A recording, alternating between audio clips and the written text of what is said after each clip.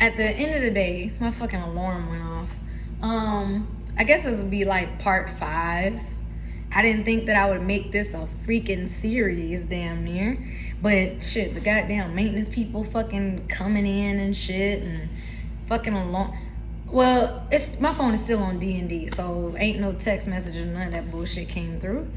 So that's one less interruption, but nonetheless, there's still been goddamn interruptions.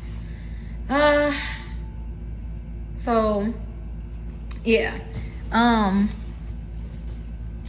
Regardless of what's going on, stretch. I gotta get ready to get packed up, and well, I'm already packed up for the most part. I just got a couple things to pack up. I was up there letting my tablet download some shows. That way I got something to watch on the plane back. And then back to, work and all that. It felt good to be off yesterday. It feels good to be off today. Go get my hair back done tomorrow. Go get some stuff done for work tomorrow and back at it again. But yeah. So back to what I was talking about with the spiritual warfare shit. Like, to me, when the Bible says put on the armor of God, I don't believe it was the scriptures and putting that shit in your heart and remembering it and shit like that. To me, that's not the armor of God. To me, I would consider the armor of God to be like your crystals. You know what I'm saying? I say that. And again, nobody has to agree with me. You ain't gotta like what I say or anything like that. If you are religious and you're still in church and you're still a Christian or a Muslim or whatever the fuck, kudos to you. I respect it. And in return, respect the fact that I don't give a fuck about none of that shit. So, don't get me wrong. I know that the number one things that people tend to not want to talk about is religion and politics. Me, spirituality is not a religion. It's not, you know what I'm saying? It's not religion. I can talk about it. I'm going to talk about manifestation. I'm going to talk about the goodness that the universe has shown me. The more I've learned to trust, the more good things are coming my way. When you learn to clear out bad people, bad situations, walk away, great things start to come your way. You know what I'm saying? And spiritual warfare is very serious. And I feel like as much as I want to be married or whatever, I just feel like right now is probably just not a good time because spiritual warfare is like a serious thing. So unless like my dude is a fucking warrior and is on the same fucking page and he ain't got no demons, because motherfuckers they be having demons, and that's why I feel like motherfuckers avoid me. They'll stop talking to me. I used to wonder why, damn, I've been calling this person or texting this person and they still ain't got back with me. Now I'm just like, fuck them. Shit. You probably got some demons, and them demons like, my precious, don't go into the light. That's a child of light over there. You do love me, don't you? Yeah, I love you, demon. I don't want you to leave me, demon. Help me. I'll give you everything that you desire. All you have to do is just do some evil things every now and then. Let me take over your body every now and then. Because I'm for real. People be flipping and changing and shit. I see this shit. And I be like, what the fuck? Flipping out on me and shit. I swear that's like the conversation between them and the demon or demons that live in them and shit. And I'm just like, fuck you and the demons. I'm a spiritual healer, but I cannot heal someone that doesn't want to be healed. It's no different than if I was a doctor and I have the ability to do heart surgery and save someone's life. If that person says, no, I don't want surgery, I decline it, I can't save their life because they don't want to be on the table. They don't want to let me cut on them, basically. So I can't save their life. It's no different than being a spiritual healer. It is not my job to heal every bastard that comes my way. And I say bastard because, you know, some of them are. I'm gonna call it what the fuck it is. You know what I'm saying? But this is the one thing that I've learned along my spiritual journey. And I learned about my light. And I learned that I'm going to let it shine. And I don't care who hates the light. Ah, the light. Ah, ah, ah. Y'all some fucking vampires. If you wasn't living in goddamn darkness, you wouldn't be afraid of the light. If you came out into the sun, you wouldn't be afraid of it. If you let go of all the skeletons in your closet and clean that motherfucker out, throw them skeletons in a trash bag and throw them in the dumpster. Clean out your closet. You know what I'm saying? And you won't have to worry about anything. You know, I mean, people are so worried about, well, I don't want these people to judge me. I don't want this. I don't want that. Until you are honest with yourself, you can't be authentically yourself to the world. I have unbecome so much of what I thought that I was. Let me say that again if you were confused. So in other words, the person that I thought that I was, because family looked at me a certain way, friends looked at me a certain way, coworkers looked at me a certain way, you know, I thought that I was this particular person. But along my spiritual journey, I've went through so many ego deaths. That shit is painful, y'all. That is. It is painful to kill your ego. Your ego is that part of you that was created when you were a kid. That part of you, like somebody telling you, you know, it's amazing how we went from kids where they're all like, you could be anything you want, an astronaut, they tell you you could be anything as a kid. So how come when we go through the little programming centers and we come out on the other end, we feel like we're failures? You know what I'm saying? Well, I can't go and be a rocket scientist because I didn't make the grades in school to go to this school to go do this. I'ma still be a goddamn rocket scientist. The fuck? I do not need a PhD, a master's, and all that shit to tell me what I can and cannot do. If I know that I'm a computer whiz, I'm gonna do my wizardry computer shit in the privacy of my home. And if anything, expand and create like a outer business, like, hey, I could fix your cell phone, blah, blah, blah, blah. Just pay me for my energy and pay me for my time. You know what I'm saying? And next thing you know, I got my whole little fucking, you know, little hacker, well, not hacker, but, you know, electronic repair shop or some shit. I'm just saying, like, everybody has talents. Everybody has gifts. It's just, are you going to use them? Yes or no? You know, if you use them, you'll keep them. If you don't use them, you'll lose them. Like me, I love to sing. I can't sing for shit now. I literally have to go back and retrain my voice to sing on the level that I sang years ago. As a matter of fact, I would have to speak affirmations to myself. That way, my voice, my mind, my heart, they know like, oh shit, we can hit these notes, and I had a breath of life and shit. You know what I'm saying? Like, I like to sing. I just be mad. I'd be in the truck riding and I'd be listening to Whitney Houston or some shit. I used to hit them fucking notes. Ooh, I used to hit them hoes. Now I was like, I'd be like, damn.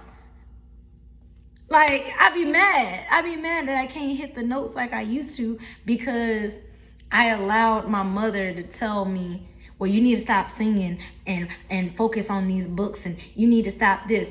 Like, if I have a passion for singing, dancing, fucking writing, exploring, whatever, why would I allow somebody to come and tell me who I am? Don't allow nobody to come in and tell you who you are. And I feel like that's also why people get depressed and they end up wanting to commit suicide, because there's like all this pressure for them to be this fake person. I say fake person because, you know, when you know that, you know, for example, like, let's say, for example, my mom and my dad are doctors. They also want me to be a doctor, but I don't want to be a doctor. I wanna open up my own restaurant, something like that, or I want to be a chef. They're not gonna approve. Turning up their heads and snooting at me like this is our family legacy and blah blah. You have to let people be them, because you don't know that person's soul contract. You don't know what salt of the earth they are here to bring. You know what I'm saying? So it's just like, you can't tell people who they are and things of that nature. Now, the number one thing is that most people don't even know who they are. And the fact that they don't know who they are, they don't know themselves well enough to know, like, hey, I like this, or I like that, or I don't like this, or I don't like that. Because I know me, I'm still learning me. And I'm only 30. I remember I had a conversation with my uncle. My uncle was like, how many years do you plan to live? Again, I don't believe in time. I don't believe in years. I don't believe in a whole bunch of shit. But I just go with the flow, just to have the understanding with the people who still believe in the shit. I have the logic that there's power in your belief. So if I believe that I'm aging, then it's going to manifest. And I'm still gonna start getting bags under my eyes and wrinkles, and, you know, my titties gonna be down to my knees, and, you know, like, fucked up. Hair going gray, wrinkles in the forehead, and wrinkled up, you know. But if I believe in my youth, I'll remain youthful. You know what I'm saying? That's just my logic behind it. I mean, that's the same thing with death being an illusion. Death is an illusion because the only thing that's going to pass away is this vessel. My soul lives on. That's the problem. A lot of people, y'all got, to me, I feel like they got caught up with this heaven or hell. And, you know, again, there goes that fear, because the pimps of the church, your pastors, your preachers, the Pope, and blah, blah, blah, blah, blah, they tell you, you know, like, everything you're going to do, you're going to go to hell. You're going to go to hell. You're going to go to hell. Well, baby, why do I need to fear and walk on pins and needles and eggshells? I'm not perfect. So being that I'm not perfect and I'm gonna make mistakes, why should I fear going to hell? It just don't make sense to me. You know what I'm saying? That's just me. So, hey, feel free to drop a comment down below. Let me know what you think, whether you are religious or whether you're not religious. To me, there's no such thing as atheist, because if God is in you and he's in all of us, because we're all interconnected, because we are one with source, God, the creator, then how the fuck are you atheist? Like, I'd like for somebody to explain that to me. Like, they cannot believe in God all they want, but nonetheless, God lives in them. Their angels still protect them and all of that. They don't have to believe in it, but it's just the fact that it's like, well, if you don't believe in anything, then it's like you're just kind of going through life. Because I feel like in order to survive and go through life, you got to believe in something. There's usually something that gives people a hope, that keeps them holding on and that keeps them going. And I feel like people who fall into depression and suicide, they've lost hope. They have nothing else to live for. You know what I'm saying? And I know I was going through a really, really hard time emotionally or whatever. And that's how I ended up with Negan as a baby. And it felt good to me. It felt good to my soul to, I mean, I had to take care of him because he had got a respiratory infection. And I had to put ointment in his eyes, give him drops of some kind of medicine in his mouth. And I had to mix this powder in his wet food. And there was something else I had to do. I don't remember what it was, but I had to nurture him. I had to take care of him because one, he was the runt of his litter, so I could see his ribs and his spine because he was so small. You see him now, he a little fatty. He's not like fat, but he's a whole lot healthier than he was when I got him. And that's the reason why I don't let Puff's fat ass bully him, because she be trying to eat up the food and I pop her ass. I be like, look here, little fat ass. Don't you be trying to push him out the way. He gonna eat. You got a bowl, he got a bowl. I'll beat your ass, Puff. Play with me. You gonna be Puff the Magic Dragon soon. Shit, nah. Puff, she a little sweetheart. She just be greedy and shit. And Negan, he's such a gentleman. He'll sit there and let her eat first. You know, like a real big brother, you know, letting her. It's so cute. But for real, like Negan, he's been a very comfort in my life, you know, and this is before I actually achieved or got to the point where I'm okay being by myself. Because again, like a lot of people are fighting codependency. A lot of people are scared to be alone. That's basically what codependency is. You feel like you have to be with somebody or be around somebody or whatever. Like, I enjoy my alone time. I love my alone time. In my alone time and my isolation, that is when my greatest creative ideas are expressed and take form and come to life. In my alone time, this is when I am able to achieve my goals, you know, and things of this nature. So isolation is not a bad thing. Being solo dolo is not a bad thing. I just feel like everything comes in balance, you know what I'm saying? But suicide and depression, to me, is definitely has a major role spiritually. And if anybody out there is dealing with suicide or, you know, depression, definitely seek help for it. There is a counseling, I keep hearing about it when I listen to other YouTubers. It's called BetterHelp. And there's nothing wrong with seeking help and getting counseling, therapy, whatever you want to call it, because mental health is very important. Emotional health is very important. When you are mentally healthy and you are emotionally healthy, as well as spiritually healthy, everything else, including your physical health and financial health, is going to just automatically fall in place. I would say focus spiritually first, because that's the primary thing that affects everything else, your thoughts, your emotions, and everything else. But, you know, of course, like, I've been through a big ass journey, and that's why I was telling the stories that I was telling and getting at, because like, and telling them, who is it? Huh? Knocking at my goddamn door. Hold on.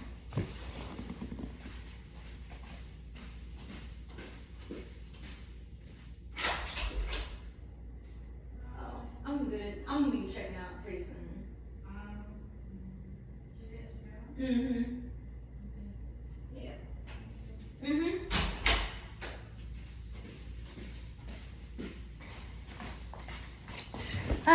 Yeah, it's about that time for me to get ready to start checking out or whatever. Go on ahead and get this stuff together. But for real, I don't even know if this is part 5. My alarm interrupted what I was last talking about. It's always something that be interrupted. I'm about to buy an actual like camera, because then it don't matter if somebody call or whatever the fuck, because I can just hang up on them and all that. Because it annoys me when the shit gets broken up. Like, oh my God, it annoys me. But yeah, so for real, like spiritually, like definitely like get your house in order, as the Christians and the Bible say. Get your house in order. Clean your house or whatever. But for real, if you need, well, some people don't like pets.